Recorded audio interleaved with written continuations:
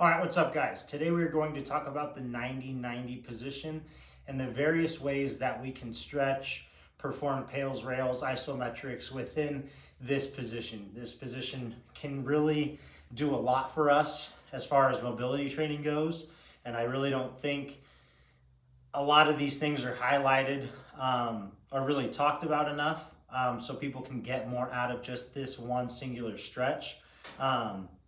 Or a position rather. So first and foremost, 90-90, what we're trying to do here is we're trying to have 90-degree angles across the board in our legs.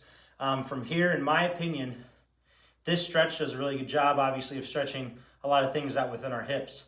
But people tend to kind of just let their upper body sag. They kind of just let their chest drop, their shoulders drop, kind of let the rib cage just kind of compress downwards like such, and they just slouch in this position. But I think we can be really intentional about ensuring a proper upright torso position, maintaining contact with our outside of our knee and our outside of our foot on the ground, as well as the inside knee of our back leg.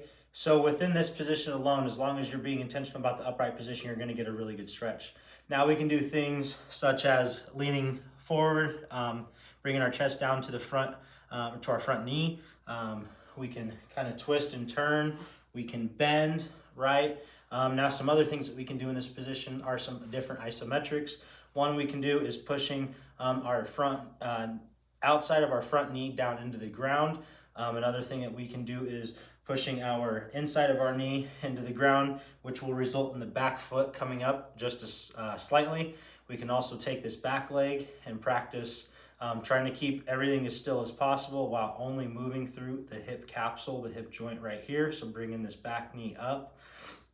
Another thing that we can do sitting tall upright is heel clicks or a figure four or something like that. It was whatever it's called, but it's bringing this back heel towards your front heel.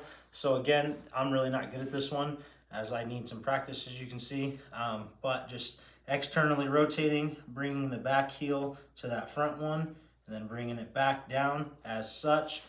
So as you can see, there are a lot of different isometrics, various ways that we can perform this stretch. Another one, leaning down forward. What we can do here is breathe really deep a couple of times and try to ease our way into a deeper range of motion to create more of a stretch on the outside portion of our hip. So as you can see, there's a lot of different things that we can do just within this 90-90 position.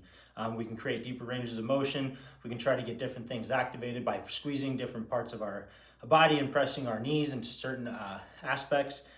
So there's a lot of benefits that we can get from this 90-90 stretch. And I urge you, if you have tight hips, to really run this stretch more often.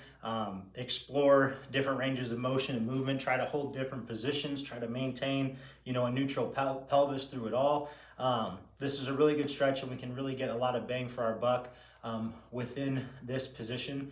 So I urge you to explore all these different ranges and different isometrics and PAILS and rails and things of that nature to really improve your hip mobility.